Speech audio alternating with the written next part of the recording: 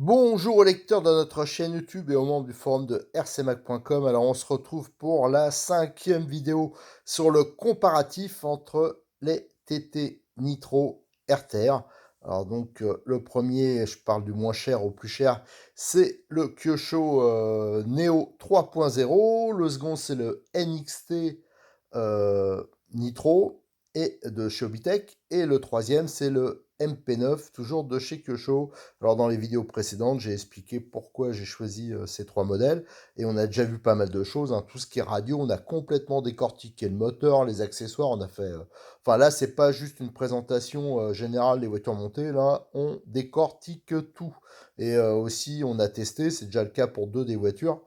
Alors donc là, pour ce numéro 5, j'ai dit qu'on allait voir toute la partie radio.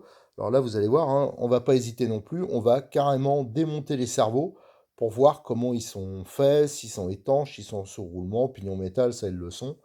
Et on va aussi voir un peu ce qu'ils ont choisi comme implantation radio. Alors là, on va commencer par le Néo. Alors ça, c'est ma voiture, hein. Mais par contre, vous voyez, j'ai gardé, ça fait depuis le début, même en l'ayant utilisé en cours, j'ai utilisé les cerveaux d'origine. Et comme je dis à chaque fois, si vous réglez bien vos butées, souvent quand les cerveaux ils grillent, surtout s'ils grillent une ou deux fois de suite, c'est que vous avez un problème de réglage au niveau des cerveaux, hein, au niveau des butées notamment, ça veut dire qu'ils forcent. Donc c'est pour ça qu'ils grillent. Et ces cerveaux, alors là, je peux dire que ceux-là, ils sont plutôt pas mal. Alors c'est sûr, pour faire de la compétition, ça serait mieux par exemple à la direction de mettre un plus rapide. Mais bon, moi j'ai trouvé que c'était largement suffisant, surtout sur une voiture comme ça. Donc, comme souvent chez Kyosho, on trouve une platine en aluminium et les cerveaux sont placés l'un derrière l'autre, hein, à peu près, pas tout à fait alignés, mais dans une position longitudinale. Alors, le palonnier en alu, ça c'est pour moi quasiment indispensable. Alors, ça, c'en est un qui est vendu par Modélis 34, hein. Je crois que ça vaut dans les 6 euros. Et ceux-là, ils sont très bien. Alors, ce que j'ai apprécié dans le montage Kyosho, ce sera la même chose pour le MP9, hein, c'est la biellette qui est sur rotule et montée avec un pas inversé. Alors ça, c'est pratique pour parfaitement, ça c'est aussi important, parfaitement aligner le bras du sauve-cerveau et le palonnier. La commande, elle est pas trop mal, gaz-frein. Les cerveaux, ils sont montés sur Silent Block. Alors ça, ils ont fait un petit effort. C'est plutôt pas mal. J'avoue que moi, j'ai tendance à pas les mettre, les Silent Block. Mais voilà, bon, c'est vrai que si on veut les préserver, c'est quand même pas mal qu'on peut installer ça. Et la boîte radio sur donc le Neo, elle était située à l'arrière et à côté, vous avez donc la boîte pour le récepteur et la boîte pour la batterie. Le problème, alors ça c'est le problème qui va être commun aux deux Kyosho, quand on ouvre cette boîte, on a ce petit bac pour mettre 4 piles ou 4 accus. Bon, je conseille de mettre des piles, hein, vous aurez plus de puissance, ce sera déjà en 6 volts, hein, pour les cerveaux, ce sera plus rapide. Et le problème, c'est que même en mettant du scotch, des précautions, des trucs comme ça, moi quand, bah, je crois que si vous avez regardé les vidéos de l'essai du Néo, qu'on avait fait le rodage, c'est le premier truc qu'on a eu, malgré que j'avais pris des précautions bien calées, tout ça. Premier tout petit saut, la batterie elle s'est décalée, il n'y a plus le contact et la voiture elle s'est arrêtée. Donc là, ça peut avoir de grosses conséquences, hein. La voiture elle peut partir si c'est mal paramétré, ça peut partir à fond dans un mur, casser le moteur. Enfin, vous voyez, les conséquences, c'est important. Alors c'est pour ça, on va en revenir après. C'est pour moi, c'est très important quand vous achetez ce type de voiture, c'est de mettre directement une batterie rechargeable. Alors je sais que ça fait des frais supplémentaires, mais de toute façon, un jour, vous y serez arrivé et ça évite des gros problèmes. Après, vous voyez qu'il n'y a pas de support de puce, hein, pour ceux qui voudraient faire des petites amicales d'origine, mais l'emplacement est prévu. Par contre, moi je trouve que c'est vachement mieux de le mettre directement pour éviter que des câbles courent le long de la platine, de le mettre directement sur la boîte radio, comme je l'ai fait là. C'est assez pratique, voilà. Et dedans, vous avez le récepteur. Alors là, j'ai enlevé la mousse qu'il y a au-dessus, mais moi, je mets toujours une mousse. Et là, normalement, là j'ai enlevé le scotch aussi parce que j'avais besoin du récepteur. J'ai juste remonté pour remettre. Mais moi, je mets toujours du scotch pour maintenir les câbles en place, hein. Et vous voyez, au fond, par contre, on voit bien la mousse que j'avais rajoutée. Ça, je l'ai laissé. Et ici, voilà, je l'ai enlevé, mais vous avez le bloc de mousse. Et normalement, la batterie que j'avais mis, vous voyez, c'est une batterie Orion. Mais enfin, il y en a plusieurs. Ça, je vous en parlerai après. J'ai mis ce type de batterie. Ça va pyramide, en forme de pyramide, et qui rentre parfaitement à l'intérieur. Et généralement, je remets une mousse par-dessus. Et vous voyez, ça fait pas mal de temps que j'utilise. Elle est comme neuve, hein, parce que la mousse, bien sûr, ça a évité que ça frotte contre le plastique. Voilà, que ça abîme tout. Donc ça, c'est nickel. Voilà, donc l'installation du Néo qui est très fonctionnelle, hein. Ça évite qu'il y ait des câbles qui courent un peu partout. Donc de ce côté-là, pas spécialement de remarques à faire. Après, on va comparer, tiens, on va rester dans le Kyosho, hein, on va comparer avec celle du MP9. Alors vous voyez, le MP9, là, je l'ai entièrement dépouillé, justement pour le comparatif. Alors vous voyez que là, les cerveaux, ils sont toujours en position longitudinale, mais déjà un peu plus décalés. Je vérifie, mais de toute façon, c'est les 31, ouais, c'est exactement les mêmes, hein, donc c'est des 9 kilos. À l'avant, par contre, comme c'était une voiture plus moderne, on a le support de puce qui est ici, intégré, et on a à l'avant le boîtier pour les piles, parce que souvent on essaie de charger l'avant, et vous voyez, c'est un boîtier pile, alors c'est celui que je vous déconseille encore, hein. Même en mettant du scotch, tout ça, en essayant de... Ça, c'est une source d'emmerde. Et à l'arrière, vous avez le récepteur avec l'interrupteur de type étanche. Alors je rappelle que sur le Kyosho, c'était la même chose, hein. C'est un interrupteur classique, mais ils ont mis un petit caoutchouc dessus, une petite membrane de protection, c'est assez efficace d'ailleurs. Et vous avez le récepteur qui est juste posé comme ça. Alors pareil, hein, moi, je vous conseille de rajouter de la mousse au fond, de la mousse au-dessus, et de scotcher pour que les prises ne puissent pas partir. Voilà. Donc là, c'est la platine Kyosho. Alors ça, je montrerai, il y a pas mal d'options. Par exemple, on peut mettre des platines carbone, tout ça. Il y a pas mal de choses sympas. Et au niveau du palonnier ici, c'est des pains inversés, hein, comme sur le Neo. Et surtout, donc le palonnier alu est très utile. Et je crois qu'il est offert par, si vous regardez, j'ai regardé vite fait tout à l'heure, il y a marqué kit MP9 ou même c'est la même chose pour Logitech plus. C'est-à-dire, je crois qu'il offre quelques options supplémentaires pour le même prix. Donc ça peut être intéressant. Donc il y a le palonnier alu et je crois qu'il me demande s'il n'y a pas les écrous de roue aussi alu borgne. Et ça, c'est très important, j'en parlerai aussi. Donc voilà la platine du MP9 qui est un peu plus moderne parce que ça charge un peu plus l'avant. Mais pour le reste, c'est assez similaire, hein, c'est le même type de conception. Et on en arrive donc, alors là, on en arrive à l'Obitech. Alors là, on peut voir que c'est assez différent l'implantation. On a déjà le cerveau de direction, là c'est un 17 kg, hein, c'est des 9 kilos sur les Kyosho. Et il est en position transversale. Là, le palonnier, c'est celui qui. Alors, celui-là, il est super bien adapté. Avec le palonnier d'origine, on roule pas longtemps, hein, c'est le cas sur les trois voitures. Mais donc, ce palonnier à verrouillage, il est très bien, il est parfaitement adapté à cette voiture.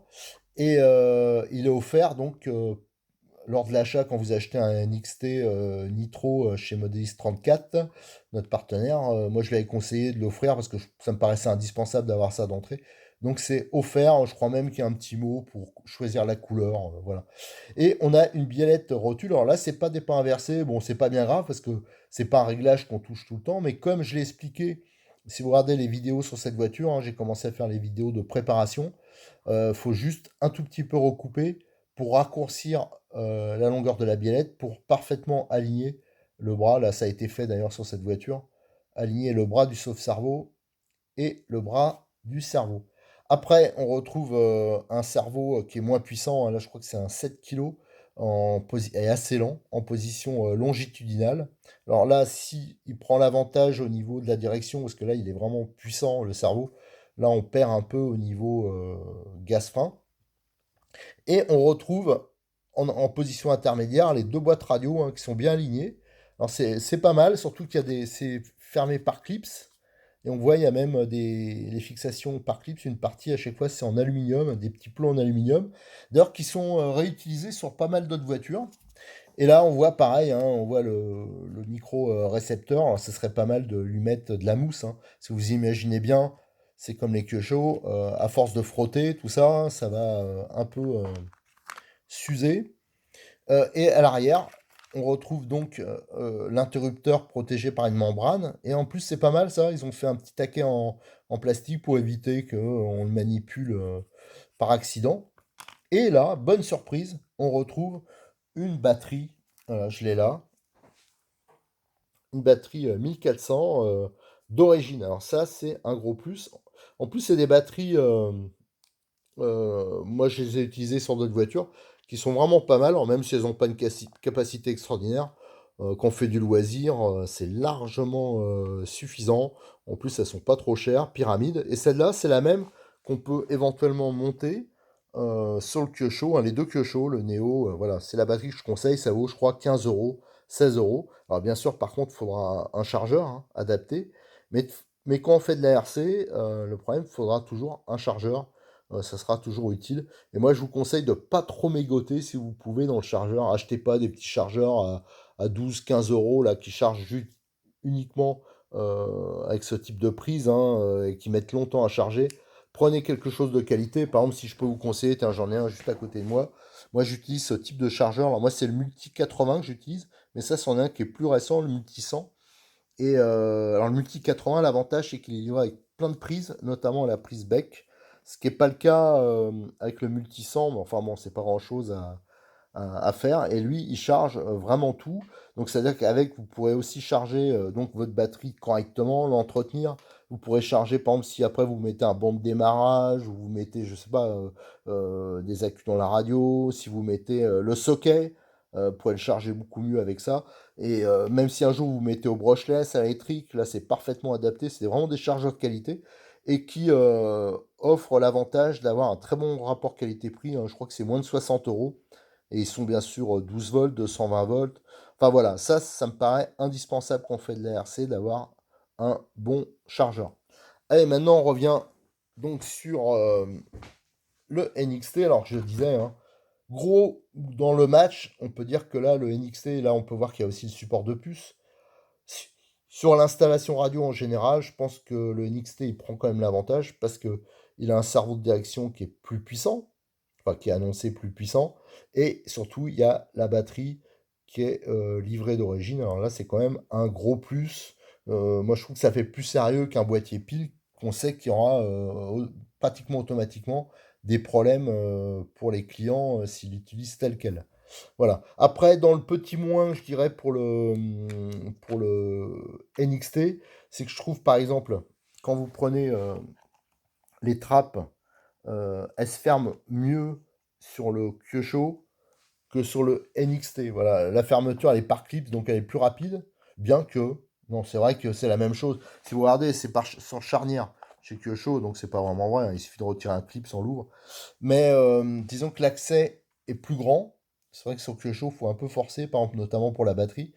Mais par contre, la fixation, je trouve que la trappe, elle est moins bien plaquée quand on met. Bon, là, je peux pas les mettre hein, avec une seule main. Mais quand on met les clips, je pense que ça doit laisser passer par moment un peu plus la poussière. Bon, à voir. Mais en tout cas, globalement, simplement l'histoire de la batterie, l'implantation générale, il y a un petit plus pour le NXT. Allez, maintenant, on va voir pour les cerveaux. Donc, avant de démonter les cerveaux, je fais un petit retour quand même, parce que ça, c'est un point qui me paraît important sur les accus. Donc, il faut des accus de type pyramide. Donc, il y a, moi j'ai pris ce qu'il y a chez Cyril de Modis 34. Il a notamment des Orions. Ça, c'est des accus qui sont assez connus, hein. Ça date, ça fait longtemps qu'ils en font hein, en réception. Donc, il y a des 1700, non, enfin des 1600, des 1700, je crois, et des 1900. Alors, eux, il faut choisir soit avec une prise type Futaba, type cerveau, ou soit des becs, hein, donc ce type de prise. Il faut faire le choix. Par contre, avec les accus de type Gens ou alors les accus Connect, moi je trouve que c'est très bien. Il y a deux câbles hein, qui sortent, donc ça permet de s'adapter sur toutes les voitures. Là, vous avez les deux possibilités de montage. Donc moi, je conseillerais plus de prendre des Gens ou de prendre des Connect. En plus, je crois qu'ils sont un peu moins chers. Allez, maintenant, on va attaquer les cerveaux. Alors déjà, pour les cerveaux, ne faites pas comme moi, ne les démontez pas pour rien. Moi, je vais juste les démonter pour voir ce qu'il y a dedans, hein, s'il y a des différences, si les deux sont étanches, si les deux ils sont bien sur roulement, s'il y a des joints d'étanchéité sur la sortie de cerveau, si les pignons ils sont tous métal ou il y a un pignon fusible. Allez, on va regarder ça. Alors déjà, première chose qu'on va regarder, c'est le poids.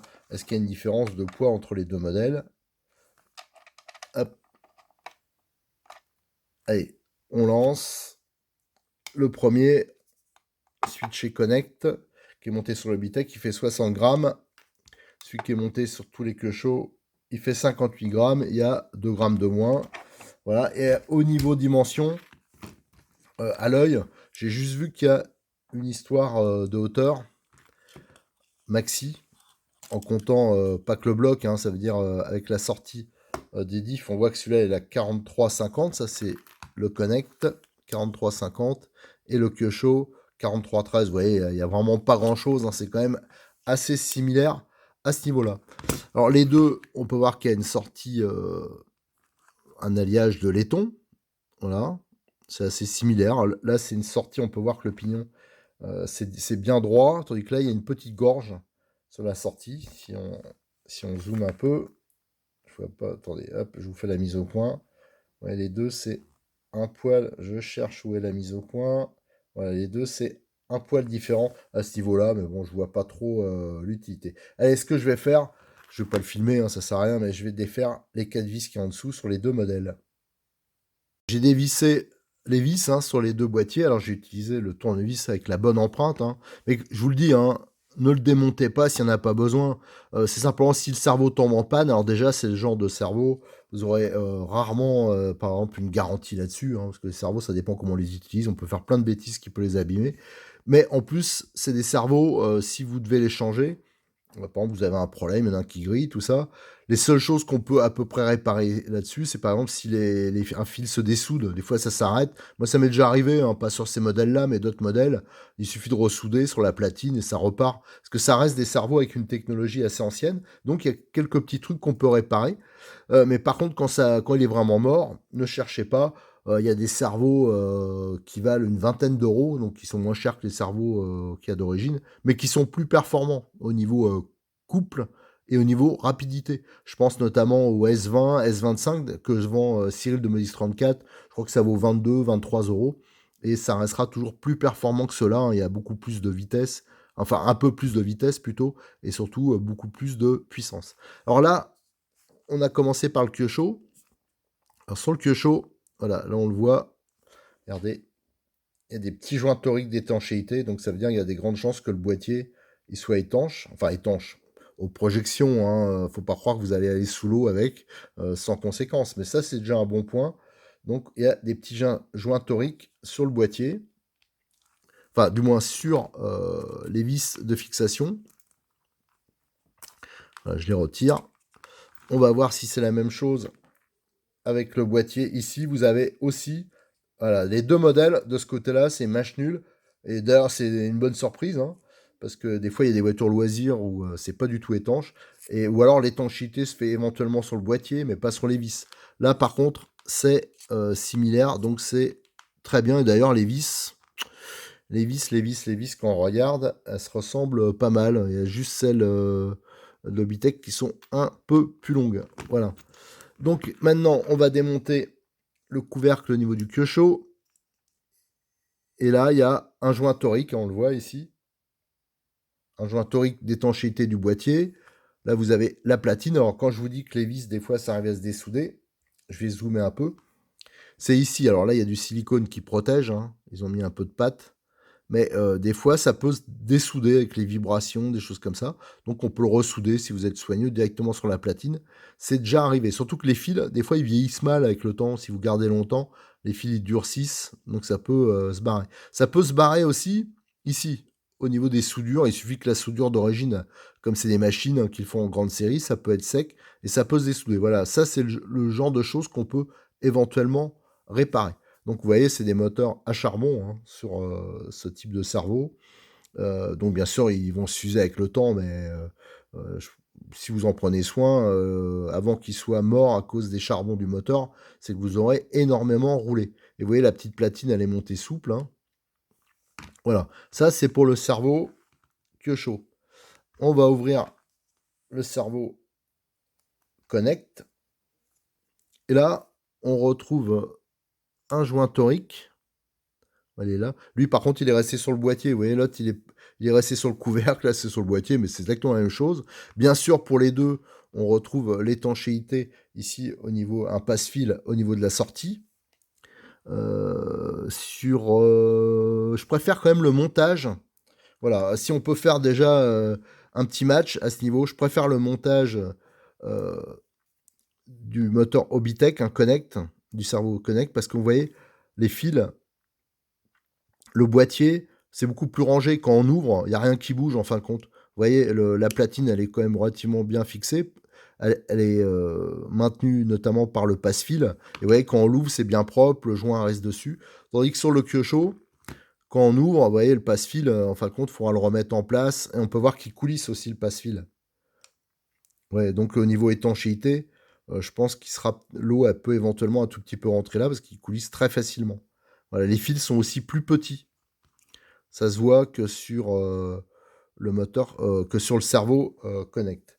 Après, au niveau soudure, ouais, c'est plus ou moins la même qualité. De toute façon, il y a de grandes chances que le moteur, ça soit le même. Alors, ce qu'on va faire maintenant, c'est qu'on va... Alors, allez, je vais dire un petit point de plus pour le Connect au niveau... voilà, quand on l'ouvre, mise en place du passe-fil et du joint d'étanchéité. Mais vraiment, c'est vraiment sur un Pouillem. Allez, maintenant, on va ouvrir le boîtier du Kyosho. Hop, voilà, ça s'ouvre. Alors déjà, un bon point, parce que c'est pas le cas de tous les cerveaux de début de gamme, comme ça. Voilà. Il y a des inserts métalliques qui sont incrustés. Des fois, c'est pour les axes, en fin de compte, de pignon, de la pignonnerie. Et on peut voir, ils ont mis des inserts en alliage de laiton, hein, de cuivre. Et l'avantage, c'est que ça va bien sûr beaucoup améliorer le guidage des axes. Les axes, c'est ceux-là qu'on retrouve ici. Et vous voyez bien, hein, vous imaginez que les sollicitations, elles sont quand même importantes sur ces axes. Vous avez donc, c'est monté, je ne vais pas démonter le deuxième, mais c'est monté sur double roulement à billes. Et on retrouve un joint d'étanchéité, donc ça c'est un très bon point. On retrouve donc tous les pignons sont en alliage de cuivre, et il doit y avoir des pignons acier, et la couronne ici qui est, entre guillemets peut-être fusible, c'est en aluminium. Donc, et le joint torique qu'on retrouve ici. Donc là, c'est quand même une belle pièce, moi je trouve. Je vais voir si je peux. Allez, je voulais pas le démonter ça, mais tac, tac, tac. Ouais, non, ça m'embête de trop forcer là-dessus. Bon, de toute façon, c'est exactement le même montage, la même disposition que tous les autres cerveaux, comme les S20, tout ça que je vous ai déjà fait des vidéos. On retrouve le même roulement en dessous. Et voilà, hein, il n'y a pas grand-chose d'autre à voir. Mais ça, peut-être que je le démontrerai après là, c'est parce que c'est pas facile pour moi, mais je le ferai en photo. Donc voilà, alors pour le Kyosho, un bon point, c'est le guidage ici des pignons. Allez, on va voir avec... Ah bah c'est la même chose. Donc on retrouve deux inserts métalliques hein, en alliage de cuivre. Le roulement de sortie. Alors je voulais juste voir si le roulement de sortie, je vais le déboîter. Attendez, comme je pourrais pas le faire sur la vidéo, ça va être... Je vais couper la vidéo et je vais démonter le roulement qui est lui resté sur le boîtier pour voir s'il y a un joint torique d'étanchéité. J'ai démonté le roulement hein, qui est là. Et en fin de compte, il y a bien le joint torique hein, qu'on aperçoit au fond d'étanchéité. Donc ça, c'est bon point. Alors donc match nul pour les deux. Hein. Les deux, il y a bien les petits inserts qu'on retrouve là. On peut voir que la conception, hein, en haut c'est le Kyosho, en bas c'est le Bitech. On peut voir que la conception est quand même hyper similaire. Ça serait pas étonnant que ça sorte là aussi de la même usine. Et là, au niveau graissage, on peut voir que le graissage est un peu plus important que sur le Kyosho. Voilà, c'est la petite graisse blanche là. Voilà. Et là, on retrouve pareil, hein, c'est exactement la même chose hein, à peu près. Des pignons en alliage de cuivre. ici avec un insert métallique. Donc là, c'est la même chose que sur le Kyosho. On le voit un peu mieux sur le Kyosho, vous voyez, vous avez l'insert en métal. Là, c'est parce qu'il y a de la graisse. Et en bas, je pense que c'est la couronne là, très fine, entre guillemets fusible, qu'on retrouverait souvent en plastique avant sur les cerveaux plus anciens, et qui est là en aluminium. Mais autrement, vous voyez, c'est exactement la même architecture, hein. Vous voyez, c'est très très similaire. Sauf que là, le roulement, bien sûr, il est resté sur le pignon. Voilà. Donc je vais juste voir, voilà. Là, on peut, oui, on voit le pignon, bon, il est plein de graisse, mais là, c'est un mix acier et laiton. Allez, je vais voir si je peux. Voilà, là, il va se déboîter plus facilement. Et là, vous avez le roulement. Voilà, le roulement et l'entraînement. Voilà, là, c'est un petit insert en plastique à l'intérieur pour l'entraînement avec la sortie ici. Plate, vous voyez, c'est la conception d'un cerveau, si vous ne connaissez pas, ils sont tous à peu près faits comme ça. Bien sûr, les haut de gamme, la différence, c'est qu'il va avoir un boîtier, par exemple, qui est en aluminium, soit la partie intermédiaire, ou soit totalement. Il va avoir, voilà, c'est les différences qu'il y a, mais vous voyez, au niveau, tous, en gros, c'est comme ça. Il y a 2 roulements sur la sortie, dans les cerveaux corrects, hein, parce que bien sûr, il y a des cerveaux où il n'y a pas du tout de roulement, il n'y a pas de bague sur le boîtier. Voilà, c'est pour vous dire, voilà, c'était juste pour vous montrer qu'on a affaire quand même à des cerveaux relativement sérieux, hein. C'est des cerveaux qui sont bien adaptés à l'utilisation, c'est-à-dire qu'ils sont sur roulement, pignon métal et, entre guillemets, étanches. Donc ça, c'est plutôt une bonne chose. Alors au niveau du match, qu'est-ce qu'on pourrait dire? Allez, on n'est pas loin du match nul, parce que autant on a... alors moi j'ai une petite préférence peut-être pour le montage sur le cerveau Hobitech. Mais par contre, comme j'ai beaucoup utilisé les cerveaux Kyosho et que j'ai eu aucun problème, j'en suis assez content. Bon, je vais dire, je vois pas pourquoi il y aurait une grosse différence, mais c'est surtout que à la direction, le cerveau Hobitech, lui, il est censé donner 17 kilos, tandis que le Kyosho, il donne que 9 kilos. Donc ça, il y aurait quand même un net avantage au niveau de la direction pour l'Hobitech. Par contre, à la direction, au gaz frein plutôt, le cerveau Hobitech est moins puissant. Je crois que c'est un 7 kg qui est assez lent, en plus en 0,18. Voilà. Donc, allez, je vais donner un petit avantage à Hobitech hein, par rapport au Kyosho sur ce niveau-là, parce que le cerveau est un peu plus puissant. Et je pense qu'au niveau conception de la platine, tout ça, ça me semble un peu plus correct. Mais c'est vraiment sur un pouillem.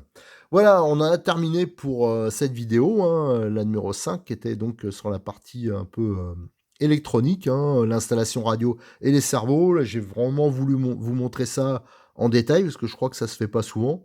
Alors bon, je sais qu'il y en a que ça lasse un peu que je détaille trop, mais moi j'aime bien détailler.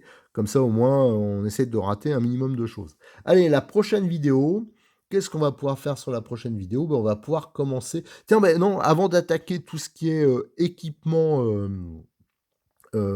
mécanique, hein, c'est-à-dire les différentiels, les amortisseurs, tout ça, les comparer, j'ai envie de faire une vidéo sur la casse. Voilà.